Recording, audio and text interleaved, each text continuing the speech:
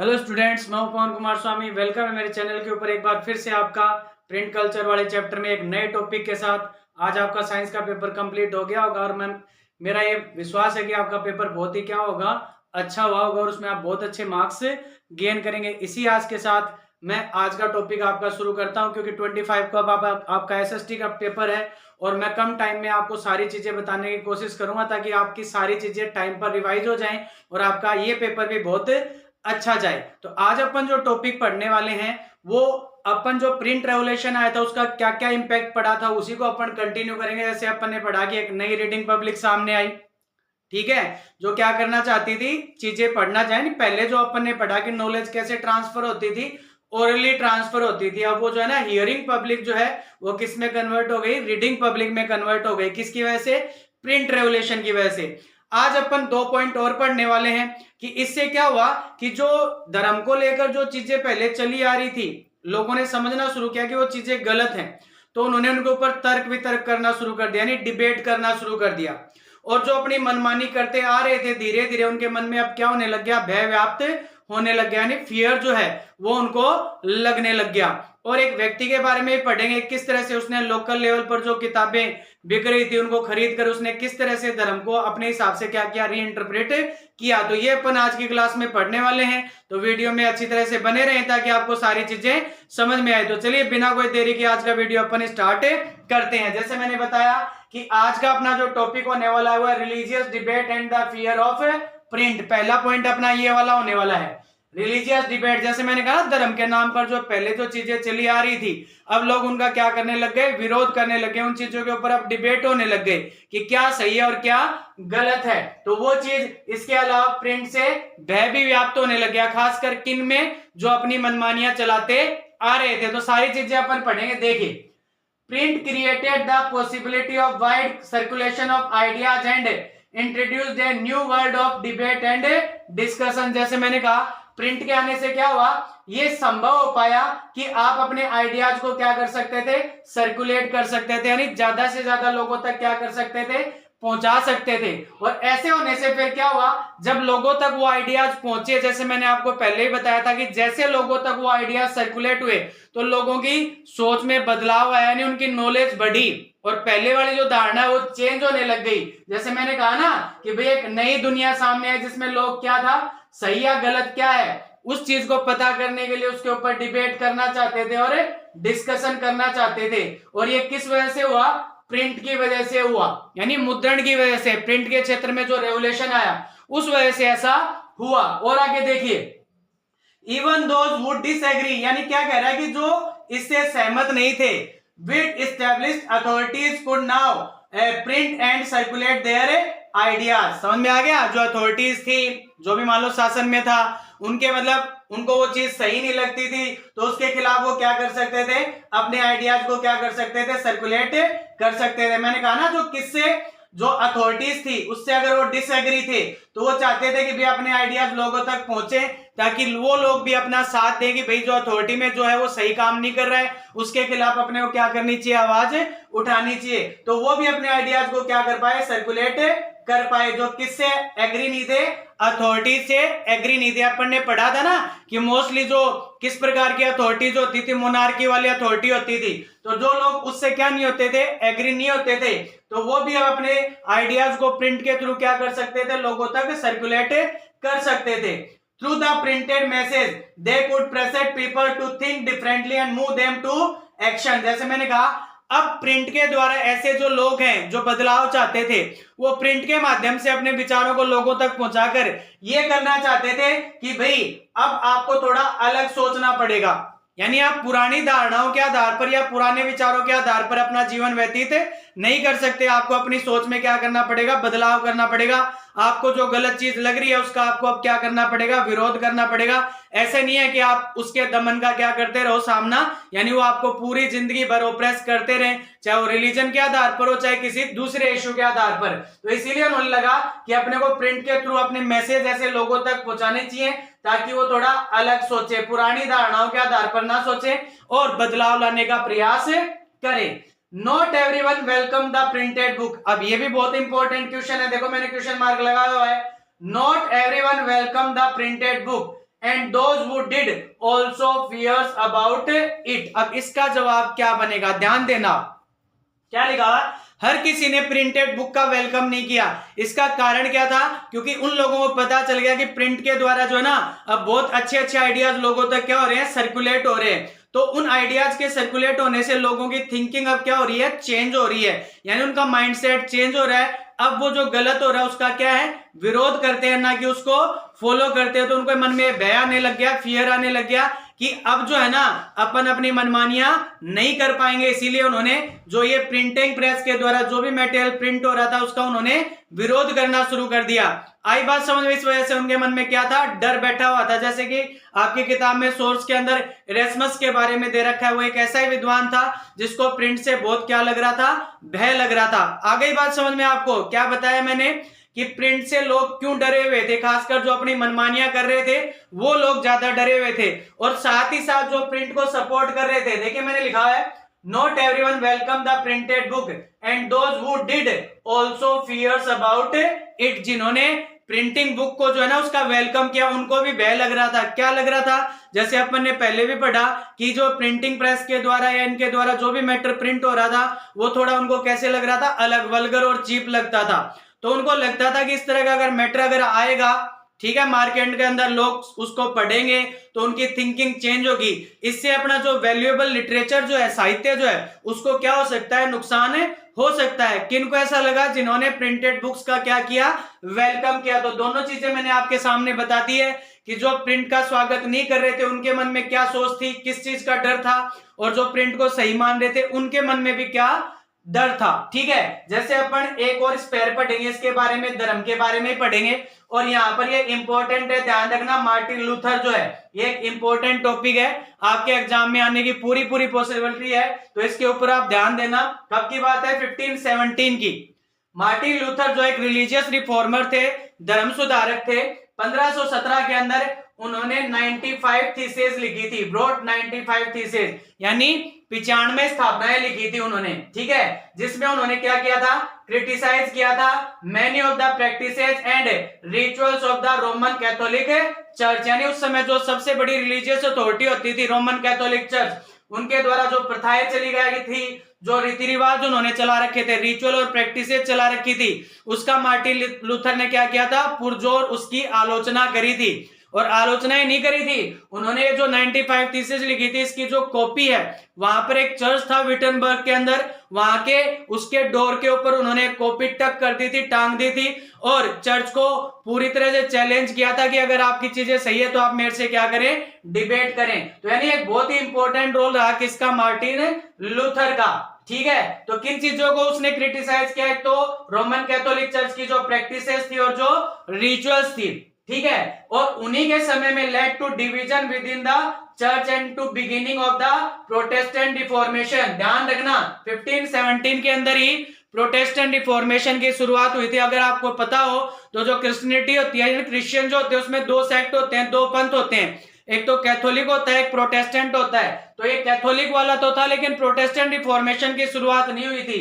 तो जो Protestant reformation की जो शुरुआत करी वो भी किसने करी, मार्टिन लूथर ने ही करी। ध्यान रखना आप ये। ठीक है, इसके अलावा उन्होंने जो न्यू टेस्टामेंट जो थे उनका उन्होंने क्या किया था, ट्रांसलेशन भी किया था। ट्रांसलेशन जानते हो ना आप उसका, किसका ट्रांसलेशन किया था, न्यू टेस्टामेंट का। ठीक है, और जब उन्होंने इसका ट्रांसलेशन करा तो उसकी 5000 कॉपीज तुरंत बिक गई थी, और वो भी लिखा हुआ ना with in a few weeks.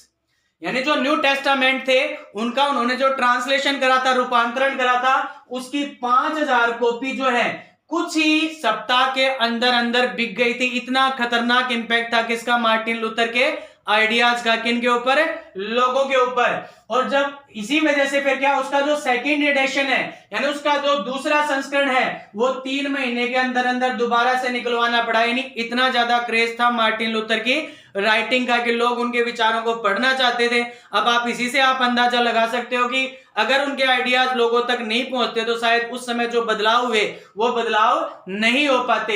इसी से आप अंदाजा लगा सकते हो कि 5000 कॉपी कुछ सप्ताह में बिक गई, और 3 महीने के अंदर उसका सेकेंड एडिशन क्या करना पड़ा, निकालना पड़ा, किसका, जो न्यू टेस्टामेंट का ट्रांसलेशन था। और इसी वजह से जो मार्टिन लूथर थे उन्होंने मतलब प्रिंट जो था उसके प्रति वो बहुत ज्यादा कृतज्ञ थे, ग्रेटफुल थे। और उन्होंने क्या कहा था, ये स्टेटमेंट याद रखना, ऑब्जेक्टिव में आ सकता है। क्या कहा था, printing is the ultimate gift of God and the greatest one. वैसे तो भगवान ने मेरे को बहुत सारे गिफ्ट प्रोवाइड किए, लेकिन उसमें से सबसे बेहतर जो गिफ्ट है मेरे लिए वो क्या है, प्रिंट है। अब सवाल ये आएगा कि उन्होंने ऐसा क्यों कहा, क्योंकि अगर प्रिंट नहीं होता तो शायद मार्टिन लूथर अपने आइडियाज को लोगों तक सर्कुलेट नहीं कर पाते, और अगर उनके आइडियाज सर्कुलेट नहीं हो पाते तो ना तो प्रोटेस्टेंट रिफॉर्मेशन की शुरुआत होती, ना धर्म को लेकर यूरोप के अंदर लोगों के जो विचार थे उनमें क्या आता, बदलाव आता। तो इस वजह से प्रिंट जो था वो मार्टिन लूथर के लिए एक बहुत ही बड़ा क्या था, गिफ्ट था, भगवान के द्वारा दिया गया। तो एक ये स्टेटमेंट याद रखना है मार्टिन लूथर का, मैंने आपको मैन बता दिया, कितनी थीसिस लिखी, किसका उन्होंने ट्रांसलेशन करा, कितने वीक में वो सारा बिक गया, कितनी कॉपियां बिकी, फिर सेकंड एडिशन कब निकालना पड़ा। ठीक है, अब अपन बात करेंगे दूसरा जो इसका अपन ने जो प्रिंट रेवोल्यूशन का पढ़ा, दूसरा इंपैक्ट क्या था, प्रिंट एंड डिसेंट। इससे मिलता जुलता ही है, प्रिंट की वजह से जो है ना, अब जो चीज गलत थी लोग उसका क्या करने लग गए, प्रतिरोध करने लग गए। डिसेंट का मतलब होता है प्रतिरोध करना, एक तरीके से विरोध करना, प्रतिरोध करना। ठीक है, तो यहां पर भी अपन एक व्यक्ति के बारे में पढ़ेंगे, मैनेकियो के बारे में पढ़ेंगे, ध्यान रखना नाम। ठीक है, print and popular religious literature, print था, जितने भी लोकप्रिय धार्मिक साहित्य जो थे, stimulated many distinctive individual interpretation of faith even among little educated working people. जैसे बहुत सारे लोगों को मूव किया कि हाँ अपने को जो है ना इसके द्वारा बहुत सारी चीजों को क्या करना चाहिए, इंटरप्रेट करना चाहिए। उसमें से कौन थे, जो लिटिल एजुकेटेड वर्किंग पीपल जो थे वो भी उसमें क्या थे, शामिल थे। कैसे, उन्होंने लोकल लेवल पर जो भी मान लो प्रिंटेड मटेरियल मिल रहा था, जो किताबें हैं कुछ भी है, तो उन्होंने खरीद कर उनको क्या करना शुरू कर दिया, पढ़ना शुरू कर दिया। और इस तरह से फेथ जो था या धर्म के आधार पर जो फेथ था उसको अपने हिसाब से क्या करना शुरू कर दिया, इंटरप्रेट करना शुरू कर दिया, यानी अपने हिसाब से उसका व्याख्यान करना शुरू कर दिया, यानी उसको अपने हिसाब से अनुवाद करना शुरू कर दिया। तो ऐसे एक व्यक्ति का अपन पढ़ेंगे, ध्यान रखना, 16वीं सेंचुरी की बात है, नाम मैंने बता दिया, मैनेकियो नाम था, जो एक इटालियन मिलर था। ध्यान रखना, इटालियन मिलर, नाम क्या है, मैनेकियो। मैंने कहा ना लोकल लेवल पर जो भी मान लो मैटर मिल रहा था प्रिंटेड, क्योंकि मैंने कहा था प्रिंटिंग प्रेस आने से जो किताबें वगैरह सस्ती हो गई थी तो खरीदना क्या हो गया, आसान। तो इन्होंने भी खरीद के उनको पढ़ना शुरू कर दिया। तो उन्होंने क्या किया, he reinterpreted the message of Bible and formulated a view of God and, ठीक है, creation the in rage the Roman Catholic church. मतलब जो ये थे मैनेकियो जो थे, इन्होंने बाइबल के अंदर भगवान को लेकर जो मैसेज दे रखा उसको अपने हिसाब से रीइंटरप्रेट करने की कोशिश करी, यानी नए तरीके से इन्होंने ईश्वर को क्या करने की कोशिश करी, क्रिएट करने की कोशिश करी। कि इन्होंने मैनेकियो ने किनको पढ़कर जो लोकल लेवल पर जो किताबें मिल रही थी, इस वजह से जो रोमन कैथोलिक चर्च थे वो इनसे क्या हो गए, नाराज हो गए। कौन से नाराज हो गए, जो रोमन कैथोलिक चर्च थे वो इनसे क्या हो गए, नाराज हो गए। किससे, मैनेकियो से। जब इन्होंने बाइबल को अपने हिसाब से इंटरप्रेट करने की क्या करी, कोशिश करी, कि इन्होंने, मैनेकियो ने। ठीक है, when the Roman church began in inquisition to repress heretical ideas, Menekio was hauled up twice and ultimately executed। ऐसी बात नहीं है कि उनके खिलाफ कार्रवाई करने का प्रयास नहीं किया। जैसे यहां पर एक वर्ड आया, देखो इंक्विजिशन वर्ड आया, ये वर्ड याद रखना। इंक्विजिशन वर्ड क्या है, ये जो रोमन कैथोलिक चर्च जो थे ना, उनके पुराने टाइम में जो कोर्ट होते थे ना, जो धर्म विरोधी विचार फैलाते थे ना, ये हेरेटिकल आइडियाज, ठीक है, जो धर्म विरोधी विचार होते थे उन व्यक्तियों के ऊपर मुकदमा चलाया जाता था। उसको क्या कहा जाता था, रोमन कैथोलिक जो चर्च होते थे उनके कोर्ट होते थे, ठीक है, जहां पर उनके ऊपर सुनवाई होती थी। ठीक है, एक दो बार उनको छोड़ भी दिया गया, लेकिन लास्ट में फिर उनको क्या कर दिया गया, एग्जीक्यूट कर दिया गया, उनको फांसी दे दी गई, उनको मतलब ठीक है मार दिया गया। किनको, मैनेकियो को एग्जीक्यूट कर दिया गया। किसके द्वारा, रोमन कैथोलिक चर्च के द्वारा। इंक्विजिशन चला के, है ना, क्यों, क्योंकि उनको लगा कि ये धर्म विरोधी विचार फैला रहे हैं। कौन, मैनेकियो। अब जो है ना रोमन कैथोलिक चर्च को डर लगने लग गया, उनके मन में भय आने लग गया कि इस तरह से तो कोई भी वगैरह जो है ना रिलीजन को लेकर हमने जो भी रिचुअल्स हैं, फेथ हैं, उनको अपने हिसाब से कोई भी इंटरप्रेट करने की कोशिश करने लग जाएगा। कोई भी जैसे मान लो हमें क्रिटिसाइज करने लग जाएगा, हमारे ऊपर सवाल खड़े करने लग जाएगा, तो उनके मन में भय आने लग गया। तो उनको लगा कि अपने को जो है ना इस चीज के लिए कुछ ना कुछ करना पड़ेगा, उसके ऊपर अपने को कुछ रेस्ट्रिक्शंस लगाने पड़ेंगे इस तरह की चीजों के ऊपर, ताकि इस तरह की चीजें लोगों तक ना पहुंचे और हमारे खिलाफ धर्म विरोधी विचार उत्पन्न ना हो। तो इसीलिए जो रोमन कैथोलिक चर्च जो थे, द रोमन कैथोलिक चर्च जो थे, उन्होंने क्या करना शुरू कर दिया, मेंटेन एन इंडेक्स, उन्होंने एक सूची बनानी शुरू कर दी। किनकी? प्रोहिबिटेड बुक्स, यानी उनको ऐसा लगता था कि ये किताबें जो हैं वो हमारे खिलाफ यानी धर्म विरोधी विचार क्या कर सकती है, फैला सकती हैं। यानी ये वाले जो आइडिया है, एथिकल आइडिया जो उनको क्या कर सकती है, लोगों के बीच फैला सकती है। तो हमें ऐसी किताबों की सूची बनाकर और उनके ऊपर क्या लगा देनी चाहिए, पाबंदी लगा देनी चाहिए। तो इस तरह से 1558 से, ध्यान रखना ऑब्जेक्टिव में 1558 से उन्होंने इस तरह की किताबों की सूची बनाकर और उनके ऊपर पाबंदी लगानी शुरू कर दी। किन्होंने? रोमन कैथोलिक चर्च ने। तो ये मैंने क्यों का पढ़ना है अपने को, इटालियन मिलर है, ठीक है, लोकल लेवल पर किताबें पढ़ कर अपनी नॉलेज बढ़ाई। किसको? उसने अपने हिसाब से बाइबल के आधार पर मैसेज को अपने हिसाब से इंटरप्रेट करने की कोशिश करी। रोमन कैथोलिक चर्च ने उसके ऊपर मुकदमा चलाया, 2 बार उसको छोड़ भी दिया गया, लेकिन बाद में उसको क्या कर दिया गया, एग्जीक्यूट कर दिया गया। इसी तरह से मार्टिन लूथर है, जिन्होंने प्रिंट की ताकत के बल पर रोमन कैथोलिक चर्च का क्या किया, विरोध किया। जो इंपॉर्टेंट चीजें थी आपको सारी बता दी कि किस तरह से उन्होंने 95 थीसिस लिखी, ठीक है। फिर प्रोटेस्टेंट रिफॉर्मेशन की शुरुआत करी, न्यू टेस्टामेंट का उन्होंने ट्रांसलेशन करा, ठीक है। कुछ ही वीक के अंदर उसकी 5000 कॉपियां बिक गई। फिर उसके बाद में 3 मंथ के अंदर उसका सेकंड एडिशन निकलवाना पड़ा। उन्होंने प्रिंट को एक अल्टीमेट गिफ्ट बताया। गॉड ने मेरे को एक बहुत सबसे अच्छा उपहार जो दिया है वो क्या है, प्रिंट था।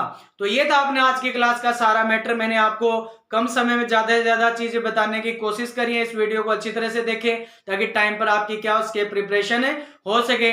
मैं आपके अब डेली वीडियो डालूंगा ताकि आपका सारा सिलेबस जब आपका 25 को पेपर हो तो उस टाइम तक सारा सिलेबस आपका क्या हो जाए, कवर हो जाए और आपको उसका क्या मिल सके, फायदा मिल सके। तो जो वीडियो बनाए जा रहे हैं उनको बड़ी केयरफुली देखें, लाइक शेयर और सब्सक्राइब करना ना भूलें और बेल आइकन को भी प्रेस करना ना भूलें ताकि जैसे नया वीडियो डालूं तो आपके पास तुरंत नोटिफिकेशन पहुंच जाए। आप चिंता ना करें, मैं डेली आपके लिए वीडियो डालूंगा और 25 तक आपको सही तरीके से प्रिपेयर करने की कोशिश करूंगा ताकि आपको बढ़िया मार्क्स मिले।